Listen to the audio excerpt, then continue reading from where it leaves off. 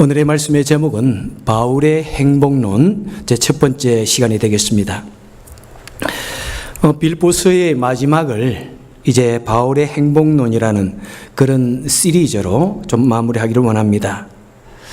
원래 행복론이라고 하면은 누가 생각납니까? 카네기의 행복론 또는 아리스토텔레스의 행복론 등이 있습니다. 이런 책은 저자들이 우리 인생이 어떻게 살아야 할 것인가, 어떻게 하면 의미 있는 인생을 살고 어떻게 하면 행복한 그런 삶을 살 것인가에 대해서 쭉 적은 책입니다. 그런데 만약 사도 바울이 오늘 제가 쓴 이 제목 사도 바울의 행복론이라는 이 제목을 보면은 화를 낼지도 모릅니다.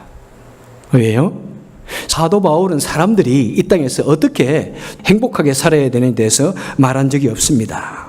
그리고 사도 바울은 자신의 행복을 절대로 추구하지 않았습니다. 어떤 면에서 보면은 인간적인 눈으로 볼 때 이 사도 바울의 삶은 매우 불행한 삶을 살았습니다. 오늘 11절에 보면은 사도 바울은 매우 궁핍한 가난한 삶을 살았습니다. 여러분, 우리 현대인의 행복 중에 이 물질을 빼놓고서는 절대 말할 수가 없습니다. 그죠? 우리가 여기에서 열심히 공부하고 열심히 일하는 목적은 무엇입니까? 그 중에 많은 이유가 물질의 풍요함을 누리기 위해서입니다. 그래서 땀을 흘려서 열심히 일하십니다. 그런데 사도 바울은 매우 가난한 삶을 살았습니다. 그리고 사도 바울의 삶을 고린도후서 11장부터 쭉 보면은 이렇게 적고 있습니다. 사도 바울은 이렇게 말씀합니다. 내가 수고를 넘치도록 하였고 옥에 갇히기도 참 많이 하였고 매도 수없이 맞았고, 여러분 매를 수없이 맞았다고 합니다. 여러 번 죽을 뻔하였으며 매를 맞다가 핍박을 받다가 죽을 지경까지 됐다는 것입니다. 40의 하나를 감한 매를 5번 맞았으며 40대를 맞으면 죽기 때문에 그것은 데스 페널티와 같기 때문에 그 중에 하나만 뺍니다. 그런데 39번 맞아도 그걸 죽을 지경이 되는 것이죠. 3번을 태장으로 맞고 1번 돌로 맞았어. 왜? 돌로 맞아서 완전히 죽었던 적이 있습니다. 완전히 죽어가지고 숨이 끊어져가지고 무덤에 갖다 버렸는데 그때 부시시 일어나가지고 그대로 다시 선교 여행을 떠납니다.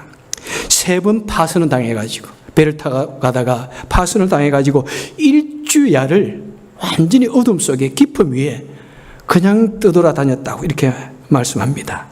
그리고 여러 번 강도를 맞았고 유대인의 핍박을 받았고 이방인의 핍박을 받았고 광야에서 바다에서 온갖 시련을 당했고 거짓 형제의 위험을 당했다. 여러 번 자지 못하였고 줄였고 굶주렸고 목말랐고 춥고 헐벗었노라. 여러분, 만약 우리가 이 땅에 살아가면서 온갖 종류의 시련을 쭉 나열한다면 이것보다 더 어떤 나열할 것이 있나요? 그리고 결국에는 마지막에 순교를 하게 됩니다. 여러분, 이보다 더 심한 시련을 받을 수 없습니다. 이보다 더 많은 고통과 절망적인 삶을 살 수가 없을 것입니다. 사람의 눈으로 볼 때, 우리의 눈으로 볼 때 사도 바울의 삶은 너무나 불행했고 너무나 비참한 그런 삶을 살았다고 볼 수 있습니다. 그런데 그의 모습을 가만히 한번 들여다본다면은, 그의 얼굴을 가만히 한번 바라본다면은 그런 지상에서 가장 행복한 사나이의 모습으로 살아가고 있다는 사실입니다. 10절 중반에 보니까 내가 크게 기뻐하였다 이렇게 말씀합니다. 사울의 삶 자체는, 사울의 얼굴에는 항상 기쁨이 넘치는, 주체할 수 없는 그런 삶을 살았다는 것입니다. 기쁨도 그냥 기쁨이 아닙니다. 무엇이라고요? 큰 기쁨이라고 이렇게 말씀하고 있습니다. Great joy라고 이야기하고 있습니다. 그런 입만 열었다면 기쁨을 주체할 수 없어가지고 기쁨이라는 단어가 그냥 술술술술 마치 입에서 나오는 숨을 쉬는 것처럼 그냥 나옵니다. 그래서 빌보서 4장 4절에서 주 안에서 항상 기뻐하라. 다시 말하노니 기뻐하라. 항상 기뻐하라. 그냥 좋을 때만 기뻐하는 것이 아니라 시련 중에서, 고난 중에서 항상 기뻐하라고 이렇게 말씀하셨습니다. 바울은 극심한 시련 속에서 이 기쁨의 삶을 살았습니다. 기쁨도 좀 좋은 정도가 아니라 큰 기쁨의 삶을 살았습니다. 여러분, 우리가 만약 행복이라는 것을 표현할 때, 행복을 표현할 때 여러분 다른 단어로 표현한다면 어떤 것이 있을까요? 우리가 어떤 경우에 행복하다고 말씀할 수 있습니까? 우리 마음속에 큰 기쁨이 있으면 그것이야말로 행복인 것입니다. 우리 마음에 평안이 있으면 그것이야말로 행복인 것입니다. 우리 마음이 즐겁고 안정감을 누린다면 그것이야말로 행복인 것입니다. 여러분, 그래서 빌립보서는 무엇이라고 말씀을 드렸습니까? 바로 빌립보서는 혹독한 시련 속에 핀 기쁨의 시라고 말씀을 드렸습니다. 바로 빌립보서는 온갖 고난 속에서 자란 행복에 대해 서사시인 것입니다. 여러분, 이 기쁨의 감정이라는 것은 어디서 나오는 것입니까? 내 마음에서 흘러나오는 것입니다. 내 마음 깊은 곳에서 나도 모르는 사이에 샘물처럼 흘러나옵니다. 그럴 때 그것이 내 얼굴에서 표가 나고 내 영혼 전체를 지배하고 내 몸의 호르몬 시스템까지 지배를 하게 됩니다. 그런데 내 내면에서 흘러나오는 이 감정이 무슨 영향을 받습니까? 외부의 영향을 받아가지고, 외부의 어떤 환경이나 어떤 자극이나 어떤 상황에 따라서 내 마음 속에서 기쁨이라는 것이 흘러나오기도 하고 웃기도 하고 때로는 고통과 또는 눈물을 또는 상한 마음이 되기도 하는 것입니다. 그것이 우리 사람입니다. 그런데 사도 바울의 삶을 가만히 연구해 보면은 우리 성도들은 그럴 필요가 없다는 것입니다. 우리 성도는 절대로 이 외부의 환경 때문에 내가 슬퍼하거나 절망하거나 고통스러워할 필요가 없다는 것입니다. 우리 성도는 무엇입니까? 환경이 어려워도 때로는 시련이 닥쳐온다고 할지라도 내 주위 환경은 온통 가시처럼 나를 우겨싸고 있다고 할지라도 그런다고 할지라도 우리는 주님이 주시는 은혜가 있다면 우리 믿음이 있다면 우리는 기쁨의 삶을 살 수 있는 것이고 큰 기쁨을 결코 빼앗길 수 없다는 것입니다. 자, 사도 바울은 무엇 때문에 무엇으로 인하여 온갖 시련 중에서도 그렇게 바보처럼 큰 얼굴을 그런 큰 기쁨을 큰 웃음을 얼굴에 한박 품고 그렇게 살아가고 있을까요? 그는 도대체 어떤 삶을 살았기에 그는 도대체 무엇이 있기에 그런 행복한 삶을 살 수 있었는지 오늘 본문을 통해서 한번 생각해 보겠습니다. 먼저 10절 상반절에 보니까 주님 안에서라고 말씀하고 있습니다. 사도 바울은 바로 온갖 시련 속에서도 즐거워할 수 있었던 것은 바로 주님 때문에, 예수님 때문에 그는 크게 웃을 수 있었고 항상 행복에 찬 그런 삶을 살 수가 있었습니다. 여러분, 사도 바울에게 있어서 예수님은 어떤 분입니까?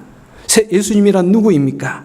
먼저 보면은 그는 빌립보서 1장 11절에서 말씀합니다. 그리스도로 말미암아. 사도 바울은 자신의 모든 존재의 가치가 예수님으로부터 왔다는 것입니다. 여러분, 우리 존재의 근원, 여러분, origin of being. 나의 존재가 어디에서 왔는가? 나는 누구고 나는 어디에서 왔는가? 여러분, 이것을 깨달을 때 우리는 먼저 참된 행복감을, 인간의 삶의 의미를 느끼게 되는 것입니다. 여러분, 나는 어디서 왔습니까? 여러분은 어디서 왔나요? 나는 누구인가요? 이것을 알지 못하면, 그것에 대한 분명한 답을 가지지 않는다면 우리는 어둠 속에서 조그맣게 누리는 어떤 기쁨을 누렸다가 순식간에 잃어버릴 수밖에 없을 것입니다. 저도 수차례 말씀을 드렸지만은 어릴 때부터 우리 매튜나 우리 폴이나 저런 우리 데니엘 저런 나이에 나는 도대체 어디에서 왔는가? 나는 도대체 누구인가? 이것 때문에 밤을 새워서 고민하고 기도하다가 하나님의 살아계심을 경험하고, 아, 그렇구나. 나는 하나님의 자녀구나. 하나님께서 나를 사랑하시구나. 그것을 깨닫고 저는 이 길을 가게 되어졌습니다. 하지만 진화론자라든지 불신자들은 우리의 존재를 어디에서 보고 있습니까? 어쩌다가 생긴 우연의 산물이라고, 어떤 실수로 생긴 산물이라고 그냥 그렇게 생각하는 사람들이 얼마나 많은지요. 그래서 옛날에 제가 자랄 때 한국에서 어떤 놀을 때 어머니 왜 나를 낳으셨나요? 왜 나를 낳으셨나요? 여러분, 우리 성도들은 우연히 이 땅에 태어난 존재가 아닙니다. 그죠? 내가 누구인가 고민할 필요가 없습니다. 에베소서 3장 11절에 사도 바울이 이렇게 말씀합니다. 곧 영원부터 우리 주 그리스도 예수 안에서 예정하신 뜻대로 하신 것이라. 여러분, 우리가 이 땅에 태어난 우리 존재의 가치는 어디에 있습니까? 우리는 우연히 태어난 것이 아닙니다. 우리는 실수로 태어난 것이 아닙니다. 우연의 산물이 아닙니다. 바로 우리는 하나님의 택하신 예정 속에, 선택 속에, 하나님의 섭리 속에, 하나님의 계획 속에 우리는 이 땅에 태어났고 우리는 이곳에서 같이 얼굴을 맞대며 살아가고 있는 것입니다. 물론 이 사실은 우리는 결단코 사람의 머리로서는 우리는 이해할 수 없습니다. We are so limited. 우리 머리는 지극히 제한적인 존재이기 때문에 우리는 하나님의 그 놀라운 그 계획과 하나님의 그 지혜를 우리는 이해할 수 없습니다. 우리가 만약 이 예정론의 사실을 우리 머리로 이해하려 한다면 그건 잘못된 거예요, 벌써. 우리는 이 예정론의 진리를 이해하는 방법은 무엇입니까? 성경이 말씀하기 때문에. 단지 성경이 그렇게 말씀하고 있으니까 하나님께서, 주님께서 우리를 태초에 이미 우리를 예정하셨고 우리를 선택하셨다. 그래서 우리는 믿을 수밖에 없는 것입니다. 내 머리는, 나의 두뇌는 그것을 이해하지 못한다고 할지라도 크신 하나님께서, 우주의 창조자이신 하나님께서, 모든 만물의 근원 되신 하나님께서 너는 내 것이라, 너는 나의 자녀라고 부르셨기 때문에 우리는 그리스도로 말미암아 우리는 분명한 마음의 행복의 근원을 우리는 발견할 수가 있는 것입니다. 또 사도 바울에게 있어서 예수님은 누구입니까? 오늘 본문의 말씀입니다. 주님 안에서 내가 어디에 속해 있는 사람인가? 나의 소속이 무엇인가? 나의 신분이 무엇인가? What is your identity? 여러분, 이것은 너무나 중요합니다. 우리가 우리 인생을 살아갈 때 내 소속이 어디인가? 내가 도대체 어디에 속해 있는 사람인가? 이것을 아는 것은 매우 중요합니다. 여러분, 그래서 사람들은 결혼을 하면은요, 매우 안정감을 누립니다. 청년 때는 많이 방황하고 그러다가 결혼을 하면은 결혼에 내 상대방과 더불어서 아름다운 가정을 꾸리면서 내 소속이구나, 이것이 나의 삶이구나, 그것을 알게 되는 것이죠. 그래서 여러분, 직장의 의미는 무엇입니까? 물론 우리 삶을 책임져주는 그런 것도 있지만은, 나는 어디에 소속되어 있다, 얼마나 중요한지 몰라요. 나는 어떤 교회의 믿음의 가족으로서 소속되어 있다. 여러분, 그것은 바로 우리에게 안정감을 줍니다. 그것은 소속감을 통해서 우리는 나의 진정한 행복의 의미를 가지게 됩니다. 그래서 전에도 말씀을 드렸지만 사람이 행복감을 느끼는 가장 중요한 요소가 무엇이냐면은 내가 어디에 소속해 있느냐, 내가 소속되어 있는 그곳에서 인정을 받고 사람들의 사랑을 받을 때, 그래서 이 신앙생활이라는 것이, 이 교회 생활이라는 것이 얼마나 중요한지 모릅니다. 그래서 사도 바울은 자신의 그 소속이 어딘지를 그의 서신서 곳곳에서 이렇게 그것을 확인하고 있습니다. 자신을 일컬어서 하나님의 자녀라고, 나는 하나님께 소속되어 있는 자녀라고 말씀합니다. 나는 그리스도의 군사라고 말합니다. 나는 그리스도의 동력자라고, 그리스도의 신부라고 이렇게 말하면서 자신이 어디에 소속되어 있는지 여러 가지 방법으로 자신의 아이덴티티를 그렇게 표현을 하고 자기의 소속을 밝히고 있습니다. 특히 오늘 보면 빌립보서 1장 1절에 있어서 사도 바울은 자신을 이끌어서 그리스도의 종이라고 이렇게 말합니다. 여러분, 종 되는 것 좋아하는 사람이 있습니까? 아무도 없을 거예요.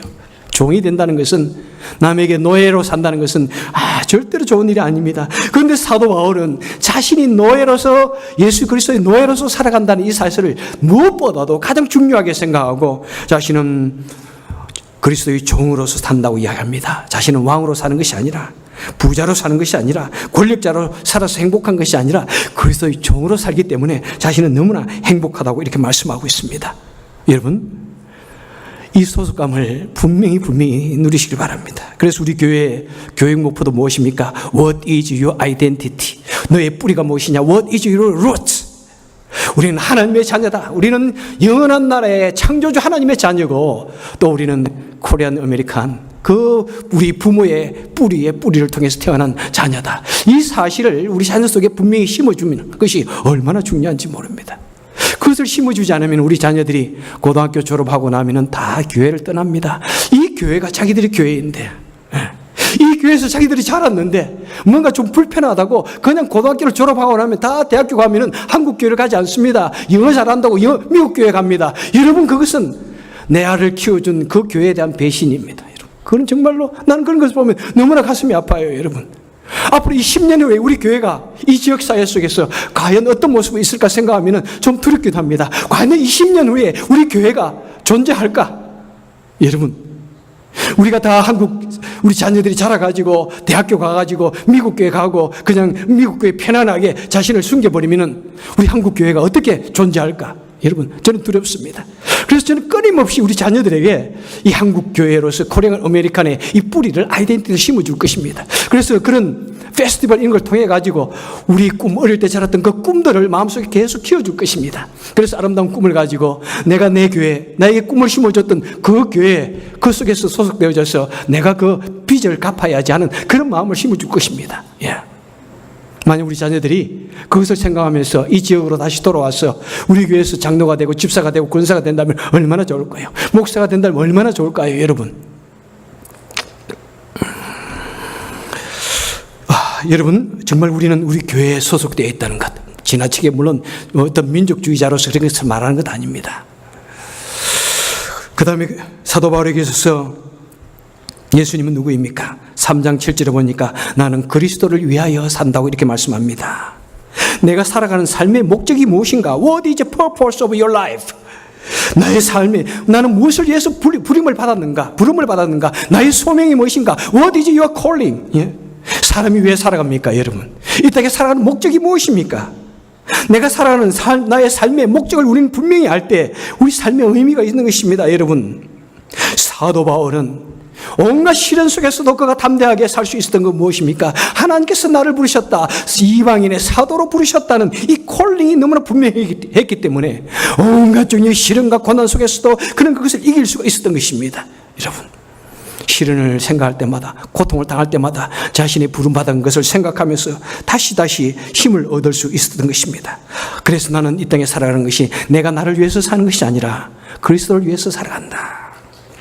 그래서 빌보서 1장 20절에서 말씀합니다. 내가 살든지 죽든지 내 몸에서 그리스도가 존귀케 되려 하나니 이는 내게 사는 것이 그리스도니 내가 죽는 것도 무엇이라고요? 유익하다. 얼마나 담대합니까, 여러분? 온갖 종의 시련 속에서도 조금 더 그 시련 때문에 절망하지 않는 것은 무엇입니까? 내가 바로 그리스도를 위해서 살기 때문에 내가 죽어도 It's okay. 나는 죽어도 너무나 행복해. 여러분, 바로 그리스도가 삶의 전 목표이기 때문에 여러분, 만약 여러분 우리 성도가 정말 하나님의 자녀로서 부르심을 받아서 이 땅에서 우리가 믿는 자로서 전도인의 사명을, 증인의 사명을 감당해야 할 이 놀라운 사명, 하나님의 자녀로 부르심을 받았고 그 하나님의 은혜와 사랑을 전하기 위해서 살아가는 이 사명을 가졌다면 때로는 시련이 있고 내 삶의 어려움이 닥쳐도 우리는 그것을 담대하게 이겨낼 수 있는 것이고, 그리고 내가 어떤 직업을 가지고 어떤 이 세상에서 어떤 역할을 감당한다 할지라도 그것을 통해서 사업을 하는 분은 사업을 통해서 직장 생활하는 직장 생활을 통해서 하나님께 영광을 돌리게 되는 것입니다. 내가 먹든지 마시든지 무엇을 하든지 하나님의 영광을 위하라. 그래서 삶 전체를 하나님께 드리면서 내 삶이 정말 미닝풀한 것입니다. 의미가 있는 것입니다, 여러분. 그래서 지금 당장 죽어도 좋다는 그런 놀라운 신앙의 고백을 하게 되는 것입니다. 그리고 사도 바울에게 있어서 예수 그리스도는 누구입니까? 그리스도를 바라보며 라는 말을 얼마나 많이 하는지요. 바로 사도 바울에게 있어서 예수 그리스도는 그의 소망이었습니다. 그의 목적이었습니다. 그의 마지막 파이널 데스티니입니다. 그의 호프입니다.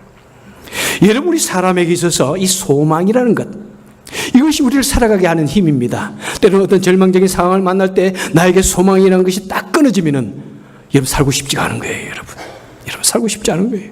그냥 죽고 싶은 거예요. 소망이라는 것이 없다고 싶으면은, 캄캄한 이 터널을 헤쳐나올 방법이 없다 싶으면은 그냥 절망하고 인생에 그냥 어떻게 해버리고 싶은 거예요, 그냥. 그래서 여러분, 오늘날 한국에서 그토록 많은 사람들이 스스로 자신의 생명을 끊는 것은 무엇입니까? 더 이상 희망이 없다고 여기기 때문에 자신이 밑바닥 내려갈지라도 내가 올라갈 수 있다 생각하면은 여러분 담대하게 이겨낼 수가 있습니다. 그런데 어떤 사람은 사업이 어려움을 당했다, 아직 밑바닥 내려가지도 않았어요. 그런데 두려움 때문에 더 이상 희망이 없다 싶으니까 그냥 어려움, 그것을 이겨내지 못하는 그런 절망감에서 포기해버리는 그런 사람들이 있습니다. 여러분, 그러나 우리는 꼭 주님을 바라봅시다. 디모데전서 1절에서 사도 바울은 이렇게 말씀합니다. 우리 구주 하나님과 우리의 소망이신 예수 그리스도를 바라보자. 여러분, 디모데후서 6장 7절에서 17절에서 정함이 없는 재물에 소망을 두지 말고 오직 하나님께 우리의 소망을 두자, 이렇게 말씀하고 있습니다. 여러분, 우리의 소망이 무엇입니까? 여러분, 무엇 때문에 살아갑니까? 여러분, 우리가 이 땅에 자라갈 때, 우리가 참 어릴 때는 이 세상에 굉장히 희망이 대단히 많이 있는 줄 알았습니다.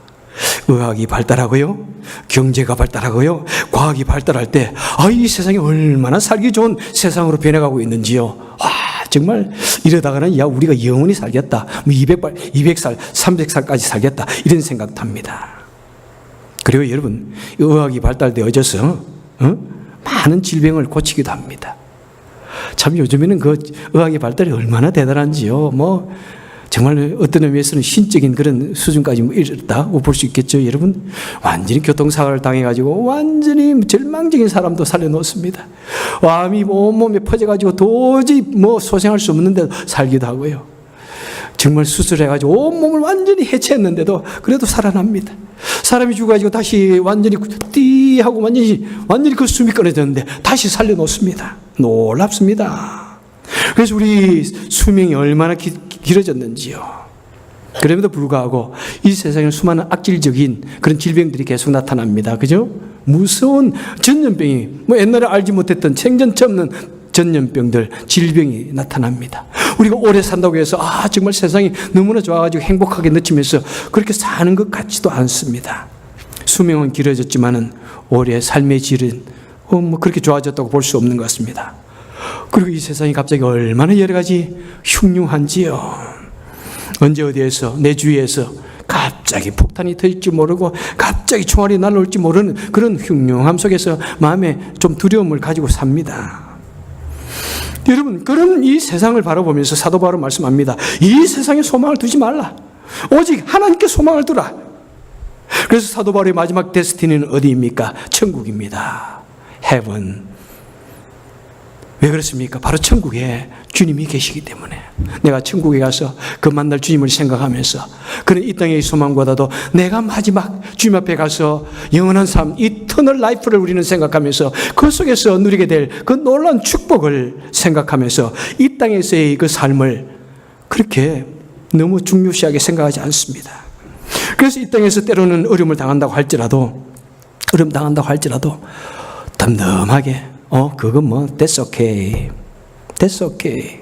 시련이 닥쳐도 툭툭 털고 그냥 일어납니다. 여러분, 우리 인생이 참 짧습니다. 그죠? 그런데 인생을 살아보니까 짧은 정도가 아니에요. 훅딱 지나갔습니다. 참 너무나 두렵습니다. 지난 주간에 조카 결혼식에 갔는데요. 참 그렇게 철없던 망난이었어요. 그런데 어른이 되어져서 결혼을 합니다. 하도 망난이어서 저놈을 어떻게 할까? 주일학교에서 쫓아낼까? 국내하던 놈인데 하나님의 은혜를 받고 목사가 되겠다고 지금 신학교를 다니고 있습니다. 그리고 내가 가르치던 그 제자들이 다 이제 중년의 나이가 되어져가지고 나보다 흰머리가 더 많은 친구도 있습니다. 참, 여러분, 인생이 날아갑니다. 시편 90편에 보니까 모세가 말하기를 내 인생이 날아가나이다. 인생이 날아갑니다. 내 인생이 아침에 피었다가 없어진 풀과 같은 존재고, 아침에 풀 속에 맺혀있던 이슬과 같이 탁 있다가 없어지는 그런 존재입니다. 인생이 너무나 허무합니다. 그런데요, 중요한 것은 무엇입니까? 그런데 그 인생이, 이 세상이 우리의 마지막이 아니라는 것입니다. 이 세상이 마지막이 아닌 것입니다. 영원한 천국이 기다리고 있기 때문에 이 세상이 너무나 우리에게 있어서 허무해 보이고 너무나 의미가 없어 보인다고 할지라도 우리는 그것 때문에 절망하지 않습니다. 왜 그렇습니까? 이 땅 이후에 있을 영원한 나라가 기다리고 있기 때문에. 그래서 우리는 그 땅에 갈 그 소망이 있기 때문에 지금 저희 어머니는 제대로 걸을 수도 없고 사람의 도움이 없이는 움직일 수 없지만은, 그래서 소망에 차 있는 그런 모습을 보면서 얼마나 감사한지요. 그래서 죽음이 조금 더 두렵지가 않은 것이에요, 여러분. 행복한 삶을 사는 것입니다. 그래서 사도 바울에게 있어서 주님은 무엇입니까? 바로 영원한 나라에 가는 그 놀라운 그 놀라운 믿음으로 말미암아 천국에 가는 것이기 때문에 사도 바울에게 있어서 예수 그리스도로 말미암아 그는 온갖 시련 속에서도 나는 행복하다, 나는 기쁘다, 아니 기쁜 정도가 아니라 너무나 기쁘다, 큰 기쁨을 누리고 사는 것입니다. 사도 바울에게 있어서 두 번째 이 기쁨은 무엇입니까? 보니까 10절에 말씀합니다. 너희가 이 모든 큰 기쁨은 너희가 누구입니까? 사도 바울의 행복의 모든 근원은 바로 믿음의 형제들부터 왔다는 사실입니다. 그래서 사도 바울은 어려움을 당할 때마다 그는 믿음의 형제들을 통해서 큰 힘을 얻었다, 담대함을 얻었다, 용기를 얻었다는 말이 얼마나 많이 나오는지요.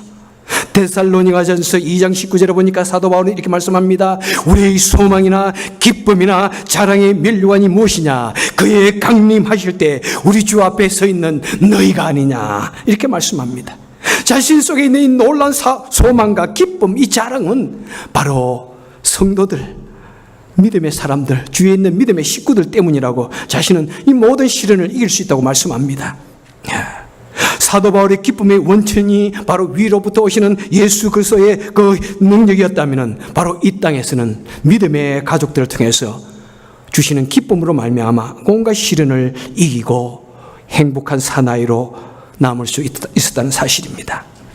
우리 성도의 믿음의 공동체, 여러분, 우리 동역자 없이는 우리는 힘을 얻을 수 없습니다. 우리는 믿음을 담대하게 할 수 없습니다.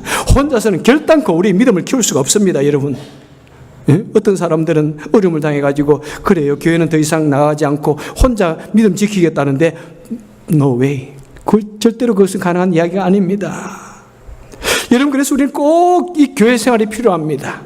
때로는 교회 생활을 통해서 시련이 있기도 하죠. 때로는 상처가 있기도 하죠. 어려움을 당하기도 하죠. 하지만 그것은 무엇입니까? 내가 믿음으로 이겨내라고 하는 하나님의 음성인 것입니다. 우리가 이 땅에서 시련을 이겨내야 할 우리의 또 모습인 것입니다. 우리의 책임이기도 한 것입니다. 그래서 교회 생활이 여러분 꼭 필요합니다. 그래서 교회는 여러 가지 모임이 있습니다. 셀 모임이 있고요, 구역 모임이 있고요, 목장 모임이 있습니다. 그런 모임 속에서 우리는 만날 때마다 여러분 만나서 무엇 하세요? 다 아는 소리예요. 여러분 교회 한 10년 다니면 다 아는 소리예요. 그래도 아는 소리 또 들으면서 서로의 믿음을 확인하는 것이고, 그냥 듣고 돌아오는 것 같지만은 나의 믿음이 그래도 서스테인 되어지고 더욱더 발전하는 것입니다, 여러분. 특히 목회자는요, 성도들의 사랑과 신뢰와 마음의 후원 없이는 아무것도 할 수 없습니다. 만약 그것이 없다면 목회자는 절대로 이 길을 갈 수가 없습니다. 우리 사람은 너무나 약한 존재입니다. 그래서 서로 의지하고 서로 도움을 주고받을 그런 친구가 필요합니다. 우리 사람은요, 외로운 존재입니다. 태어나면서 울면서 태어나는 이 세상에 던져진 존재입니다. 우리는요, 서로의 외로움을 달래어줄 친구가, 가족이, 형제가 필요합니다. 때로는 내가 상처를 받을 때, 때로는 내가 감당할 수 없어가지고 괴로울 때 그 상처를 치료해 줄 우리의 믿음의 가족들이 필요합니다. 여러분, 그런 믿음의 가족이 있을 때 우리는 이 땅에서 시련을 당할지라도 우리 마음에 계속해서 기쁨이 공급되어지고 우리는 행복한 믿음의 사람이 될 수가 있는 것입니다. 전도서 4장 9절에서 이렇게 말씀합니다. 두 사람이 한 사람보다 나음은 저희가 수고함으로 좋은 상을 얻을 것임이라. 혹시 저희가 넘어지면 하나가 그 동물을 붙들어 일으키려니와 두 사람이 함께 누우면 따뜻하거니와 한 사람이면 어찌 따뜻하랴. 한 사람이면 피하겠거니와 두 사람이면 능히 당하나니 삼겹줄은 쉽게 끊어지지 아니하느니라. 여러분, 두 사람이 세 사람 이렇게 더 나은 이유는 무엇이라고요? 우리가 공동체로서 서로 믿음의 사람들 통해서 서로가 살아갈 이유는 무엇이라고요?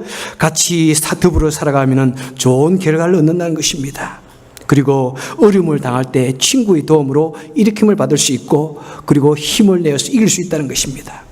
그리고 서로가 서로를 따뜻하게 만들어준다고 이야기하고 있습니다. 여러분, 때로는 상처받을지라도 그것 때문에 너무나 힘들어하지 마십시오. 내 주위에 더 많은 위로를 주는 따뜻한 마음들, 따뜻한 마음의 손길들이 있습니다. 내 마음을 행복하게 만들어주는 그런 것에 우리는 더욱더 하나님의 은혜로 우리는 이 세상에서 승리해야 할 것입니다. 말씀을 맺도록 하겠습니다. 여러분, 우리 성도는요, 예수를 믿는다고 해서 무조건 우리에게 모든 행복이 다 찾아오는 건 절대로 아닙니다. 아무리 예수님을 잘 믿고 아무리 하나님을 잘 의지해도 아무리 기도 많이 해도 나에게 시련이 닥쳐옵니다. 마치 파도처럼 밀물처럼 이 파도가 지나고 나면 괜찮을까? 또 밀려옵니다. 온갖 종류의 주위의 환경들이 가시처럼 내 마음을 찌르기도 합니다. 그렇지만 우리는 성도의 책임은 무엇입니까? 성도의 사명은 무엇입니까? 온갖 종류의 시련이 나를 찌른다고 할지라도 그 시련을 이겨내고 그것을 축복으로 바꾸어야 할 책임이 있습니다. 큰 기쁨을 누려야 합니다. 행복한 삶을 살아야 합니다. 성도는 주위 환경 때문에 행복한 것이 아닙니다. 바로 시련을 웃음으로 바꾸고 아픔을 성숙으로 바꾸고 불행을 행복으로 만드는 그런 믿음의 사람이어야 하는 것입니다.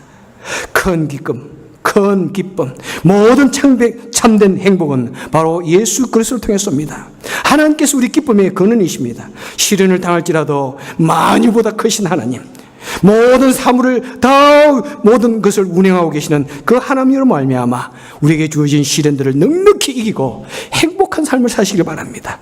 그리고 시련을 당해도 또한 서로를 통해서 이기고 또 서로를 통해서 마음의 따뜻함을 얻어서 큰 기쁨을 마음에 잃지 아니하고 그래서 그 기쁨을 또한 다른 사람에게 전달해주는 우리 사랑하는 성도님들, 큰 기쁨을 가진 성도님들, 언제나 행복한 삶을, 행복한 신앙생활을 하시는 우리 성도님들 되시기를 주님의 이름으로, 큰 기쁨 되시는 주님의 이름으로 축원해 드립니다. 기도하겠습니다. 사랑이 많으신 하나님 아버지, 우리가 아무리 하나님을 잘 믿어도 신앙생활 잘해도 이 세상은 거친 풍파처럼 우리를 향하여 모여들기도 합니다.